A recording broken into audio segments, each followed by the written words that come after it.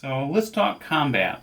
In Operation Unthinkable, the combat system is pretty straightforward if you played a lot of hex and counter games. You have attack factors, you have defense factors, you find the odds ratio, you put some column shifts on that, you roll the die, then you apply the results.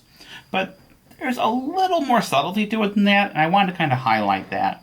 So assuming you're attacking at least 1-to-1 odds, the worst case scenario for the attacker is an exchange result. That's where each side loses a step, as you'd expect. So, exchange, each side loses one step. Get back in that hex. The worst case for the defender is defender defeated. And in that case, every defender in that hex loses a step. There's no DE result. And that slows the bloodletting, because you're never going to lose 2 steps, in one go. A fresh unit's never going to be eliminated in one combat. And that gives the Soviet player a chance to regroup, to counterattack, and it really helps with the balance of the game there. I really like that aspect of it. But that DD result, the defender defeated result, it also affects how you defend and attack in general.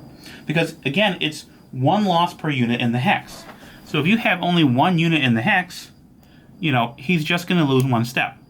If you have 2 units in that same hex, then they're both going to lose a step. You're losing twice as many steps. So, do you pile the guys 2 in a hex to try to concentrate your defense factors and deny the higher odds to the attacker? But you do that, you also risk the higher losses. Or do you spread it out? And you make the loss per attack, less severe, because you're only losing 1 step in an attack. But that's also giving higher odds to the attacker, and so in that case, you're pretty much guaranteeing you're going to take a step loss. But you can, use that room to keep some reserve there, so you're free to counterattack. Now, because the Allies have a lot of 4-8 and 8-8 units, and the Soviet units, they vary, but there's a lot of 3-2s in there. The Soviets really should spread out at first, I think. But if and when they're going to counterattack, they're going to want to concentrate their forces so they can have more of a oomph.